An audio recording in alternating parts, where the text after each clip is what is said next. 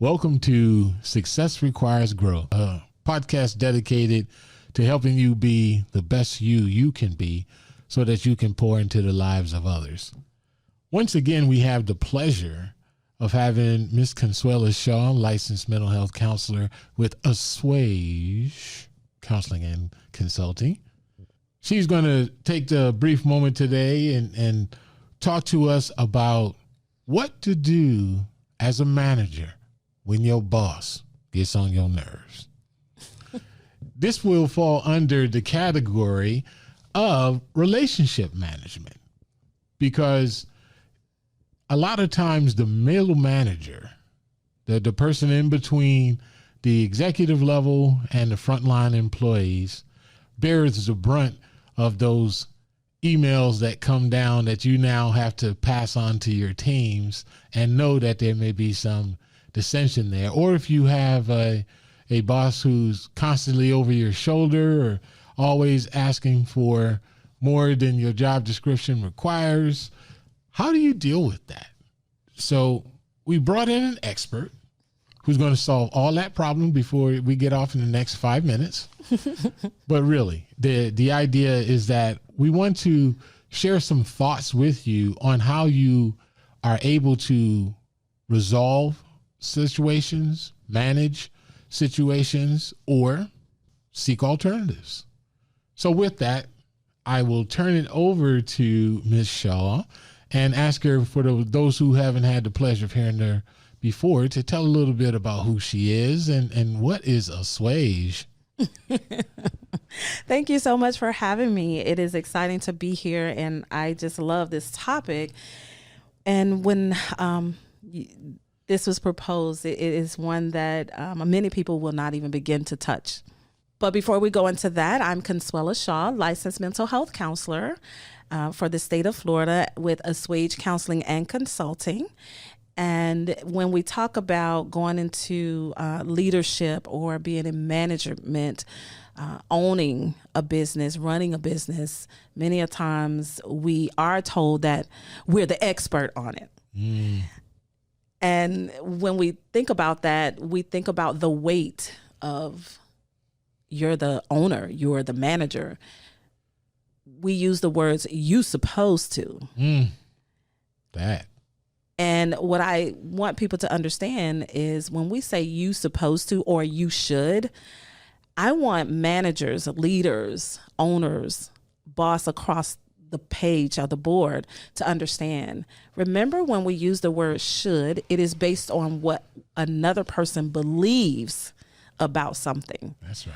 Does that mean we have to conform to what they believe? Maybe they just don't understand your position. So when I have a direct report, or my direct report, and it seems like everything I do, he or she micromanages it, and they have to find something wrong, even on things that I know aren't wrong.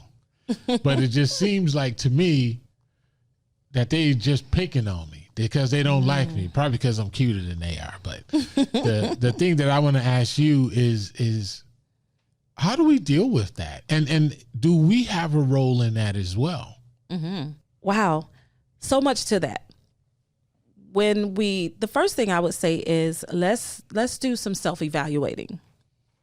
So we want to be honest enough with ourselves to say, is there anything or is there something that may have transpired that prompt this? Or is this the way this person generally is? Because once we allow ourselves to identify what this really is, then we can better manage it. Because we cannot manage something that we don't understand where it came from or what it's about. And so that would be one of the biggest things is let's identify what this really is. Is it that you have so much going on in your own personal life that these things become more sensitive to you? Okay.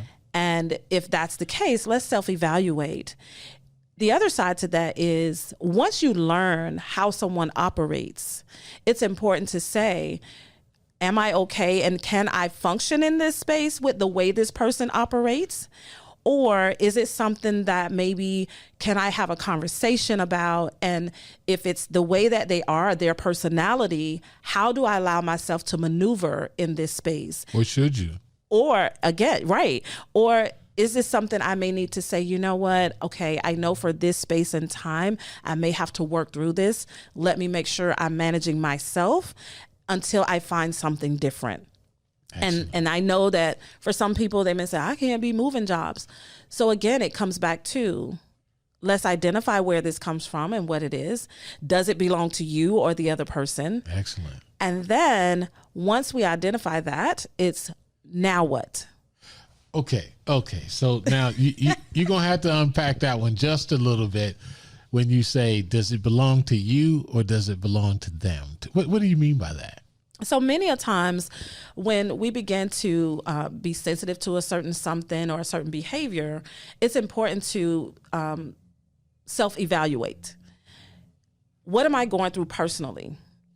Because sometimes we may not even recognize that because my children are acting up, or I have a kid that's sick, or there's something going on in my marriage, or there's something going on with my parents or with one of my siblings or something in that nature. When we have other things going on, sometimes it can make us more sensitive to our workplace or our coworkers or, that person that we always have known them to be who they are. Right. But to this time right now, I'm a little hypersensitive to their actions. One of the most important things is identifying, is this based off of me and where I am? Or is it something else going on with that person that maybe I just need to know, you know what, that belongs to them. I'm going to continue to do what I do, and perhaps they will eventually come around or things will change.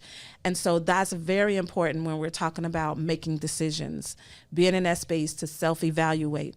Doesn't always mean that you're doing anything wrong. It just says, is this something that comes from myself or the other individual, and being able to put it in its perspective place.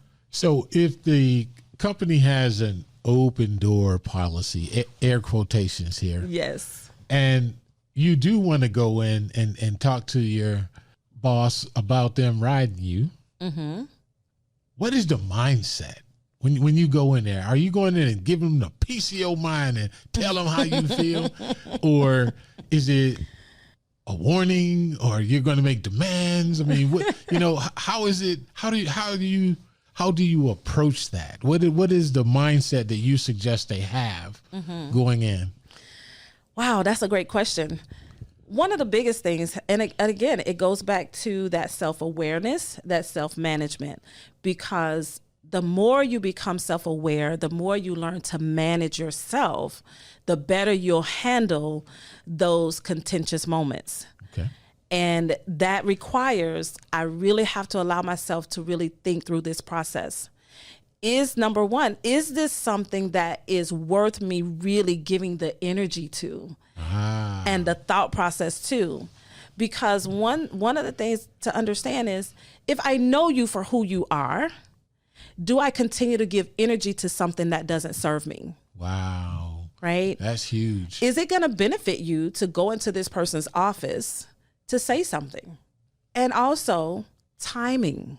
Yes. If you feel that after you've taken the self-awareness, take time to really think this thing through, sort it out, weighed your pros and your cons, and allowed yourself to make a rational decision, not out of the agitation, the frustration, I'm tired of this, and you want to go in there and stand on business, as they say.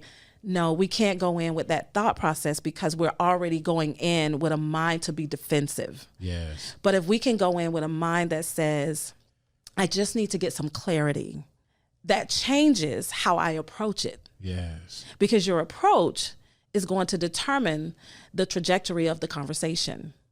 Wow. Did you get all those nuggets, man? You guys got like a whole bucket full on that one. So I want to thank Ms. Shaw for coming to spend some time with us today. This is one of our shorties. So I want you to tell us, if they want to get in contact with you, how do they do so? Yes, you can reach me at assuagecc.com. That's ASSUAGECC.com. You can go there. And also you can reach me at 321-421-9922. I'm always accepting calls. You can leave me a voicemail. And also on my website, you can go in and look at my calendar and set yourself a consultation, and we can get together and talk about what it is important to you. Awesome. Thank you so much. And remember, success requires growth. Until next time,